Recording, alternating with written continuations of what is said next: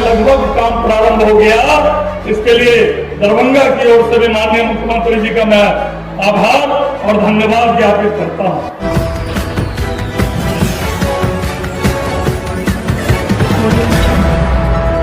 सारे योजनाओं में लगभग काम प्रारंभ हो गया। इसके लिए दरभंगा की ओर से भी माननीय मुख्यमंत्री जी का मैं आभार और धन्यवाद ज्ञापित करता हूं। माननीय मुख्यमंत्री जी लगातार प्रत्येक साल पूरे बिहार की में यात्रा निकालते हैं और आज उन्होंने समृद्धि यात्रा भी इस बार निकाली है। निश्चित रूप से समृद्धि यात्रा से पूरे बिहार के साथ साथ दरभंगा में भी समृद्धि आएगी, ये हम लोगों को पूर्ण विश्वास है। माननीय मुख्यमंत्री जी पूरे बिहार की चिंता करते हैं, लेकिन विशेषकर मिथिला की कुछ ज्यादा ही चिंता करते हैं।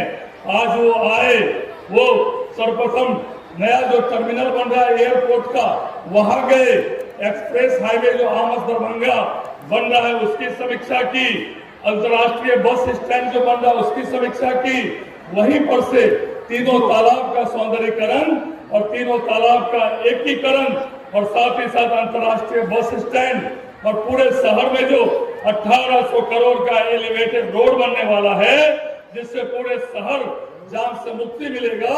एक एक योजनाओं की माननीय मुख्यमंत्री जी ने समीक्षा भी की और निर्देश भी दिया कि जल्द से जल्द इन सभी योजनाओं का काम प्रारंभ हो जाए।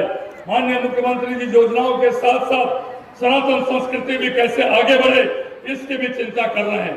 बाबा कुशेश्वर नाथ धाम का में योजनाओं का काम हो या अहिल्या महोत्सव में अहिल्या धाम में काम हो या हमारे कबरा कांड में जो मिथिला शोध संस्थान है, उन सभी की चिंता की ज्यादा समय नहीं लेते हुए माननीय मुख्यमंत्री जी को, उप मुख्यमंत्री जी को हम लोग सुनना चाहते हैं।